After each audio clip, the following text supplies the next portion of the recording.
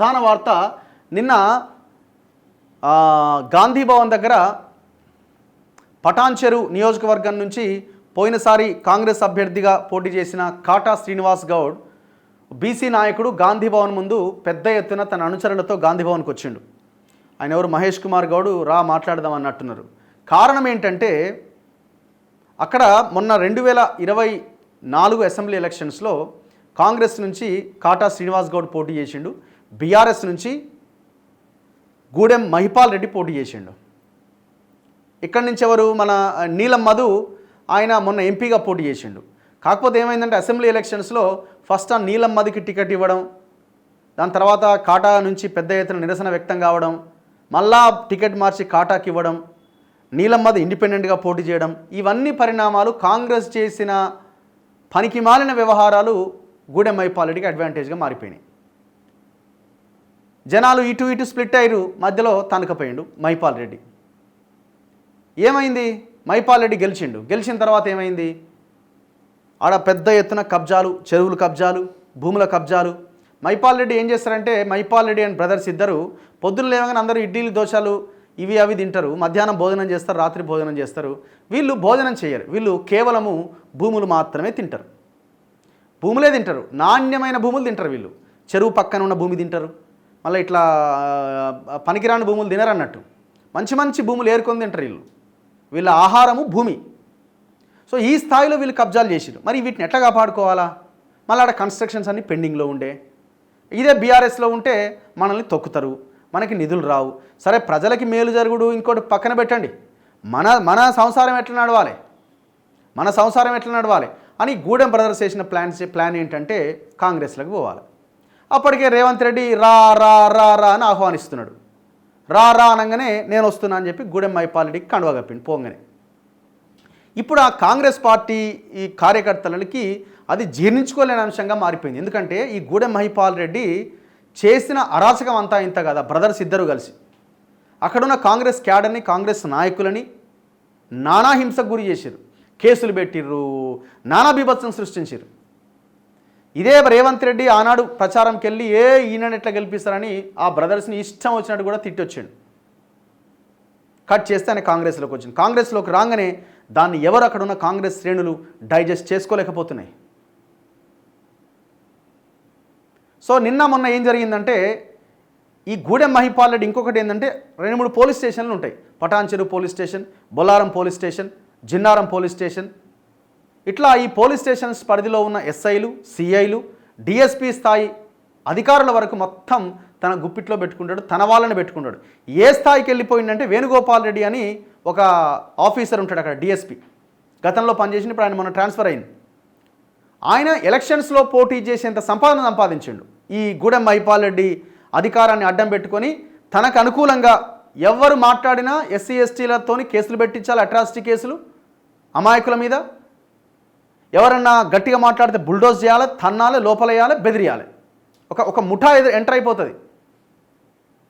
పటాన్చెరులో గూడెం మహిపాల్ రెడ్డి ఒక సమాంతర ప్రభుత్వాన్ని నడిపించిండు, వాళ్ళిద్దరు బ్రదర్సు పోలీసులతో, ఈ వేణుగోపాల్ రెడ్డితో కలిపి.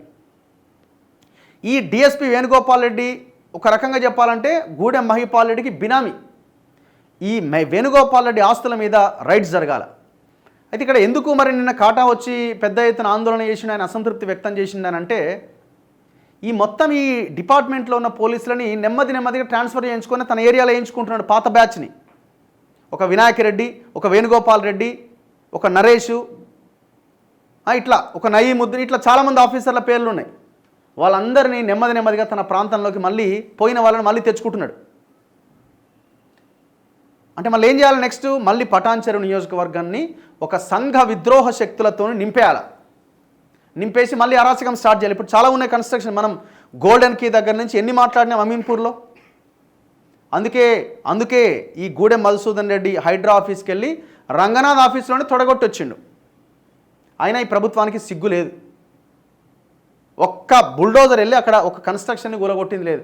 ఏవో తుకుడా చిన్న కూలగొట్టొచ్చు, కానీ పెద్దవి ఉన్నాయి కదా. ఆ గోల్డెన్కి ఎందుకు గుల్తలేదు? ఏం మేనేజ్ చేసిన హైడ్రా ఆఫీస్లో మధుసూదన్ రెడ్డి వచ్చి రేవంత్ రెడ్డికి ఏం చెప్తే రేవంత్ రెడ్డి సైలెంట్గా ఉన్నాడు? అమీన్పూర్లో కబ్జాలు అన్నీ ఇన్నాయా? ఒక అదిత్రి రియల్ ఎస్టేట్ సంస్థ, ఒక అర్బన్ రైజ్ అనే రియల్ ఎస్టేట్ సంస్థ, ఇవన్నీ ఎవరివండి? ఒక ఈ పటాన్ చెరువు రామచంద్రాపురం దగ్గర సాకి చెరువును కబ్జా చేసి కడుతున్న ఇన్కార్ అనే ఒక కంపెనీ, ఏం అరాచకం ఇది?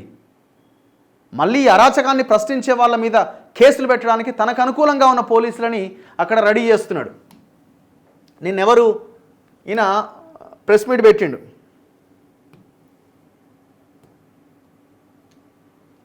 మీరు ఏం మార్పు కోసం దిగిరండి రంగంలోకి?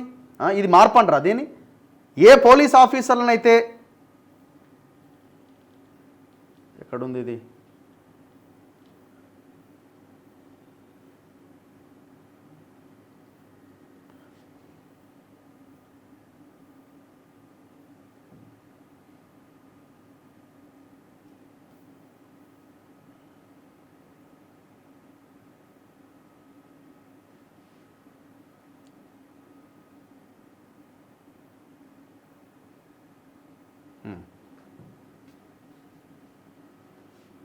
ఒకసారి వార్త చూద్దాము. చూసే ముందు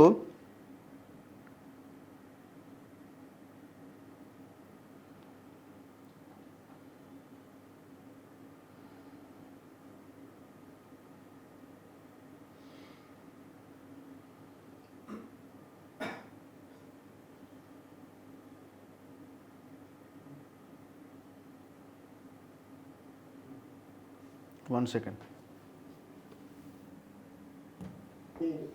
వికాసమైనటువంటి కార్యకర్తగా మరి 20 ఏళ్ల సంది పార్టీని పట్టుకొని ఒక కార్యకర్తగా పనిచేసినటువంటి వ్యక్తిగా, అదేవిధంగా మరి 2 సార్లు కూడా పోటీ చేసి మరి 1,00,000 ఓట్లు నా కార్యకర్తలందరూ కూడా మరి ఎంబడిరిగి మరి నన్ను ఆ విధంగా నా గురించి పోరాడినటువంటి కార్యకర్తలందరూ కూడా ఈరోజు అందరం కూడా జరుగుతున్నటువంటి పటాన్ చెరువు అన్యాయాన్ని, ఈరోజు ఒక సభ్యత్వం తీసుకోలేని వ్యక్తి, అక్కడ రాజీనామా చేయలేని వ్యక్తి, మరి అందులో గెలిచి ఇళ్ళకి వచ్చినా అంటాడు, జరసేపు రాలేను అంటాడు.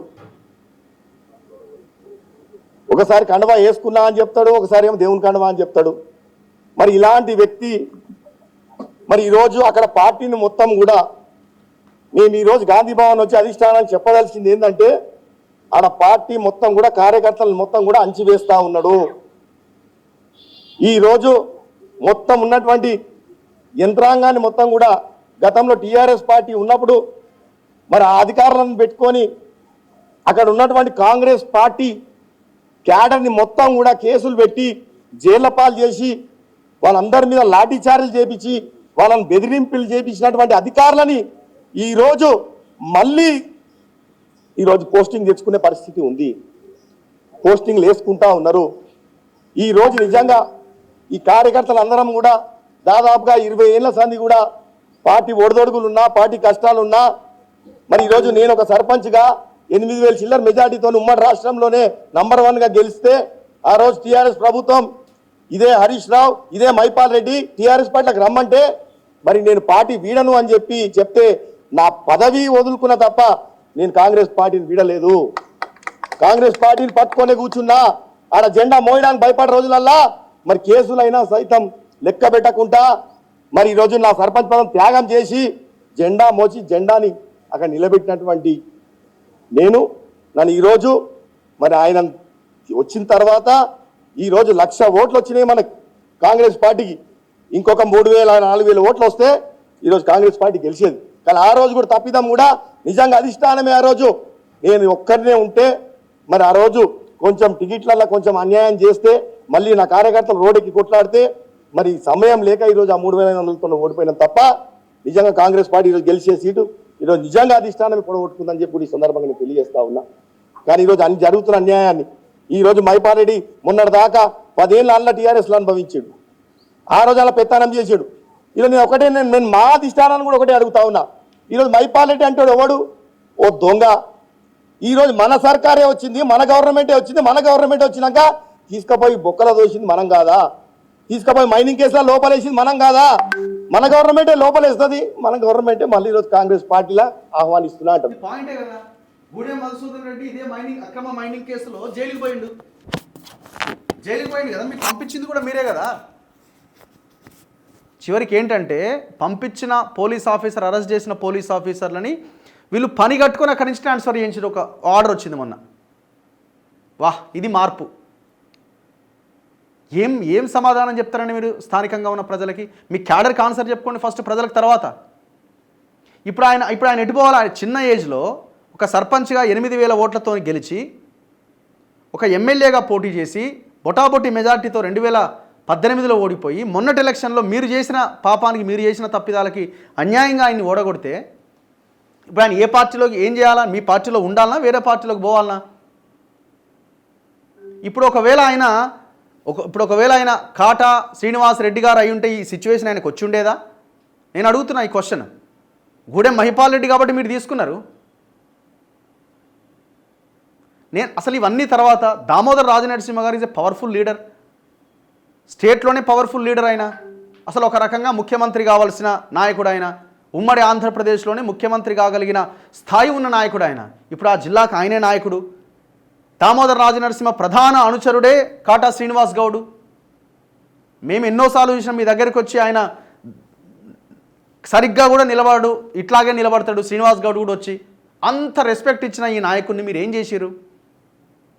భారత జోడో యాత్రలో ఈయన ఖర్చు పెట్టలే, 2 నుంచి 3 కోట్ల రూపాయలు ఖర్చు పెట్టి జోడో యాత్ర అప్పటి వరకు స్తబ్దుగా సైలెంట్గా నడిచిన యాత్ర సంగారెడ్డి జిల్లాలోకి ఎంటర్ అయిన తర్వాతనే కదా ఉధృతంగా కొనసాగింది. అప్పుడే కదా ఈ భారత్ జోడో యాత్ర తెలంగాణలో మంచి పేరు తీసుకొచ్చింది. ఏం చేసిరు ఆయనకి మీరు న్యాయం? అసలు ఎందుకు ఈ రకంగా ఆయన్ని హింసిస్తూ ఉన్నారు? దీనికి ఏమైనా సమాధానం ఉందా మీ దగ్గర? ఇప్పుడు మాట్లాడాలి. బీసీ మూమెంట్ని తీసుకొస్తున్న ప్రతి ఒక్కరు కాటా శ్రీనివాస్ గౌడ్కు జరుగుతున్న అన్యాయం మీద క్వశ్చన్ చేయాలి. నీలం మధు గారు మీరు కూడా మాట్లాడాలి. ఎందుకంటే సరే మీకు ఆనాడు టికెట్ వచ్చింది, మళ్ళీ ఎంపీ టికెట్ వచ్చింది, సరే మీరు గెలవలేకపోవడానికి రకరకాల కారణాలు ఉండొచ్చు. సో మాలాంటి వాళ్ళని కూడా మీరు గెలవాలని కోరుకున్నాం. ఈయన కూడా మీకు సపోర్ట్ చేసిన ఎంపీ ఎలక్షన్స్లో. సో మీరు కూడా ఈ ఇష్యూ పైన రెస్పాండ్ కావాలి. ఇట్లాంటి సంఘ విద్రోహ శక్తులు మీ నియోజకవర్గంలో అవసరమా అని మనం ఆలోచించాల్సిన అవసరం ఉంది. ఒక్కసారి చూడండి మీరు, ఈ పోలీస్ ఆఫీసర్లు మళ్ళీ ఎంటర్ అవుతున్నా ఓపెన్ చేసే ఉంది. ఈ పోలీస్ ఆఫీసర్లు మళ్ళీ ఎంటర్ అవుతున్నారు. ఎవరెవరా వీళ్ళంటే ఈయన వేణుగోపాల్ రెడ్డి అనే పోలీస్ ఆఫీసర్. ఇప్పుడు ఈయన రెడీ అవుతున్నాడు, ఇంకా ఆర్డర్ రాలేదు, ప్రయత్నాల్లో ఉన్నాడు. ఎవరు? గూడెం మహిపాల్ రెడ్డి, రేవంత్ రెడ్డితో డిస్కషన్ జరుగుతున్నాయి. ఈయన చేసిన అరాచకం అంతా ఇంత కాదు, ఈయన సంపాదన అంతా ఇంత కాదు. ఇంకా దారుణం ఏంటంటే ఊరి పొలిమేరలో రెడీగా ఉన్నారట డ్రెస్ వేసుకొని, ఆర్డర్ రాగానే పోయి రిపోర్ట్ చేసాడు. మళ్ళీ ఏమన్నా అటు ఇటు అయిద్దామో ఇమీడియట్గా అని ఆర్డర్ వచ్చిన వెంటనే వెళ్ళి రిపోర్ట్ చేసాడు పోలీస్ స్టేషన్లో. ఏం అరాచకం ఇది? ఇగో పటాన్చెరులో ఒక్కసారిగా రాజకీయం వేడెక్కింది. ఇటీవల కాంగ్రెస్ పార్టీలో టీఆర్ఎస్ పార్టీ నుంచి గూడెం మహిపాల్ రెడ్డి చేరిండు. కానీ తను లోకల్లో ఉన్న కాంగ్రెస్ పార్టీ నాయకులను, కార్యకర్తలను పిలవకుండా సీఎం రిలీఫ్ ఫండ్ చెక్కులు, కార్యక్రమాలన్నీ చేస్తుంటే కాంగ్రెస్ పార్టీ నాయకులు, కార్యకర్తలు జీర్ణించుకోలేకపోతున్నారట. అండ్ దాంతోపాటు ఇవన్నీ పక్కన పెడితే 2 రోజుల క్రితం గతంలో టీఆర్ఎస్ పక్షాన గెలవడం కోసం పనిచేసిన పోలీస్ ఇన్స్పెక్టర్లు వినాయక్ రెడ్డి, రవీందర్ రెడ్డి, నయీముద్దీన్, నరేష్లను రాత్రికి రాత్రి పోస్టింగ్లు ఇప్పించడం కోసం ప్రయత్నం చేస్తున్నాడు. కొన్నింట్లో సక్సెస్ అయింది. వీళ్ళంతెవరు? కాంగ్రెస్ కార్యకర్తలపైన విచక్షణారహితంగా దాడులు చేసి కేసులు పెట్టిన పోలీస్ ఆఫీసర్.